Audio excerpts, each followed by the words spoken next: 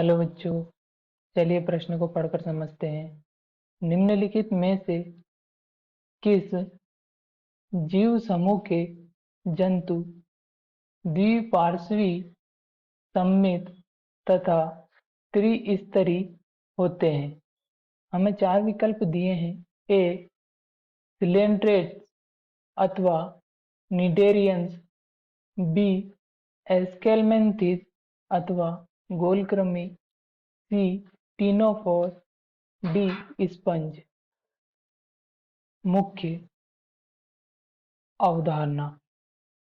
हम पहले प्रश्न की मुख्य अवधारणा देख लेते हैं।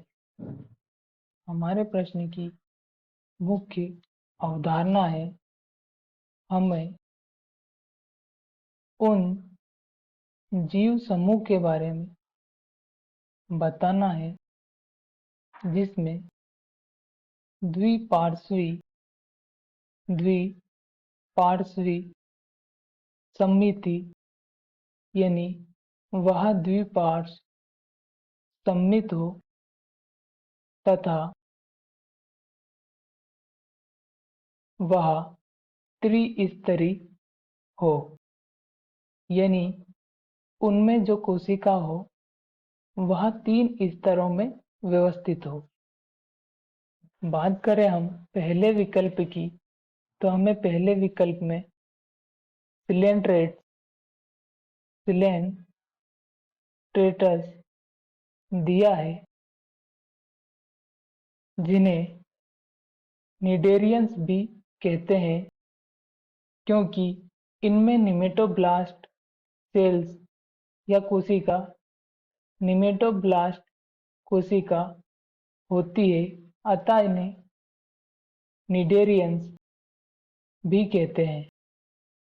इनमें मिति होती है, वह आरी होती है।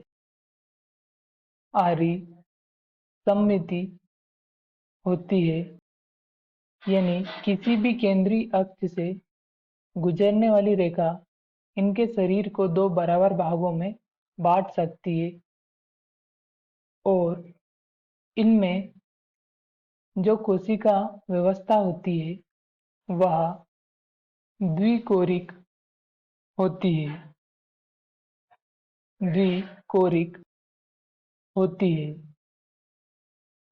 यानी इनकी कोशिकाएं द्विस्तर में जमी होती है। बात करें हम अगले विकल्प की, जिसमें हमें एस्केलमेंथिस दिया है।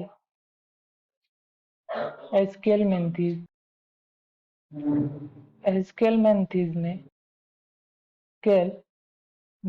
में जो जंतु होते हैं या इनके जो सदस्य होते हैं उनका शरीर गोल होता है, अतः इन्हें गोलकृमि भी कहते हैं।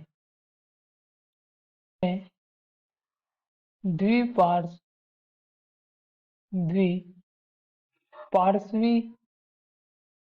सममिति होती है, अतः ये द्विपार्श्वी सममित होते हैं। द्विपार्श्वी सममित होते हैं और इनमें जो कोशिकाएं व्यवस्थित होती है वह 3 स्तरों में व्यवस्थित होती है, अतः इसे त्रिस्तरी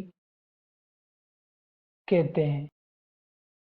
बात करें हम अगले विकल्प की, विकल्प सी में हमें टीनोफोर दिया है।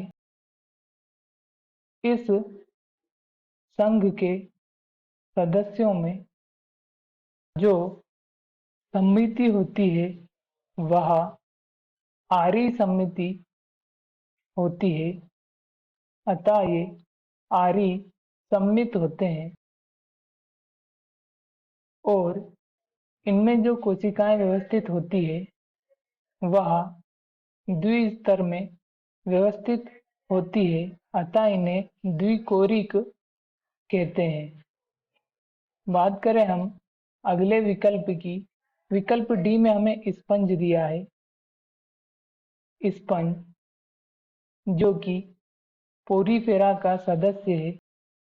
पोरीफेरा जो कि एक संघ है जिसका सदस्य स्पंज है।